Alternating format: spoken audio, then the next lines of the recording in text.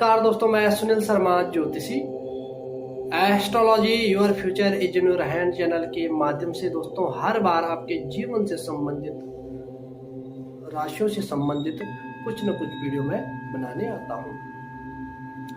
आज दोस्तों हम बात करने जा रहे हैं जिन लोगों की धनु लग्न की कुंडली हो, चाहे वह स्त्री हो चाहे वह पुरुष हो, जिन लोगों की धनु लग्न की कुंडली है और उस लग्न में ही राहु विराजमान हो जाए और त्रिकोण में यानी कि भाग्येश में बृहस्पति महाराज, सूर्य और बुध विराजमान हो जाए,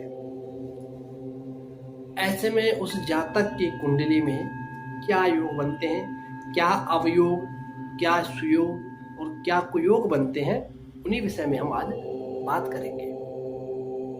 दोस्तों सबसे पहले जानना जरूरी है कि धनु लग्न यानी कि गुरु की राशि, और जब भी कभी गुरु की राशि में या गुरु पर दृष्टि हो राहु की तो चांडाल योग बन जाता है। मगर यहाँ पे अवस्था ऐसी है कि बृहस्पति महाराज त्रिकोण में विराजमान है और लग्न में राहु। अवश्य ही हम पहले राहु की परिभाषा को दिखाएंगे लग्न में, खासकर धनु लग्न में। दोस्तों धनु लग्न में राहु नीच के माने गए हैं और मिथुन लग्न में ऊंच के। तो यहाँ पे लग्न कौन सा है? नीच लग्न है राहु का और बृहस्पति की ही राशि है। इस अवस्था में दोस्तों क्या होगा कि अगर लग्न में राहु होगा धनु लग्न और उस पर बृहस्पति की दृष्टि नहीं होगी तो वह जातक कहीं ना कहीं जीवन में परेशान ही रहेगा।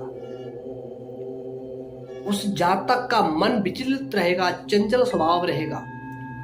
उस जातक को यह लगेगा कि मैं जो कह रहा हूं वही सत्य है और वह अपना ही दाव रखेगा, अपना ही तथ्य रखेगा। दूसरी बात, लग्न में राहु धनु में होने से और गुरु की दृष्टि न होने से तो ऐसे जातक मृत्यु के समान अपना जीवन यापन करते हैं। जीवन में संघर्ष ही संघर्ष, कठिनाइयां, विपत्ति, हर चीज उसके जीवन में होती रहेगी।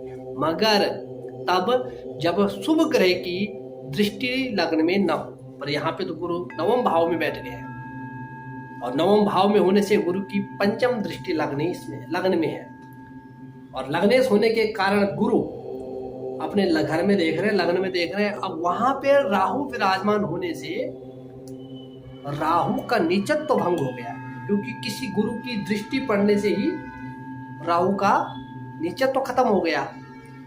ऐसे में दोस्तों जो पाप भी जो उनके पहले मैंने विशेषता बताई थी राहु की, वह खत्म हो जाएंगी कहीं हद तक, क्योंकि गुरु की दृष्टि में होने से वह जातक हर काम में सहजता से कार्य करेगा।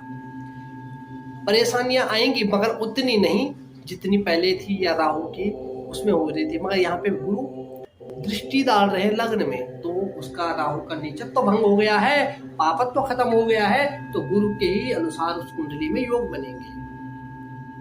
और गुरु की सप्तम दृष्टि पराक्रम भाव में, तो पराक्रम तो बढ़ेगा ही बढ़ेगा, मगर तब जब मंगल छठे भाव में विराजमान हो तभी पराक्रम बढ़ेगा।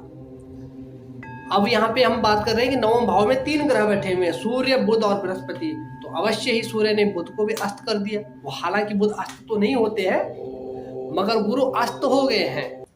अब गुरु अस्त सूर्य से कितने डिग्री अंश में होते हैं? 11 अंश में होते हैं। और जब 11 अंश से पहले ही वो वक्र है, 11 अंश के बाद नहीं, तो उस जातक को सूर्य अस्त, जो उसका गुरु अस्त नहीं होता सूर्य के कारण।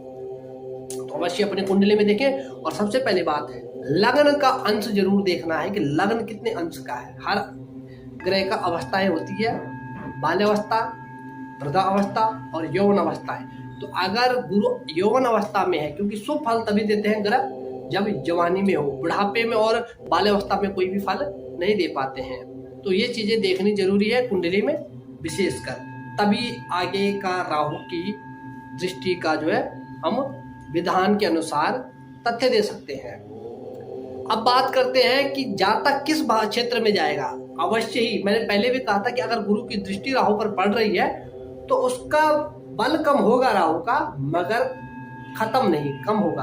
अब राहु की पंचम दृष्टि, जो गुरु की दृष्टि है वही राहु की दृष्टि है। पंचम, सप्तम, नवम, दसम, दसम भी देखते हैं गुरु और राहु भी देखते हैं। तो गुरु की, राहु की लग्न से दृष्टि है पंचम भाव में, यानी कि विद्या और बुद्धि में। तो जातक टेक्निकल क्षेत्र में बहुत सफल रहेगा, सफलता प्राप्त करेगा, मगर वाणी में थोड़ा उग्र रहेगा, वाणी कठोर रहेगी। इस कारण से उनके कई जगह काम बिगड़ सकते हैं। वाणी के कारण सत्यवक्ता होता है, ऐसे जातक न्यायप्रिय होता है। तो इसमें कोई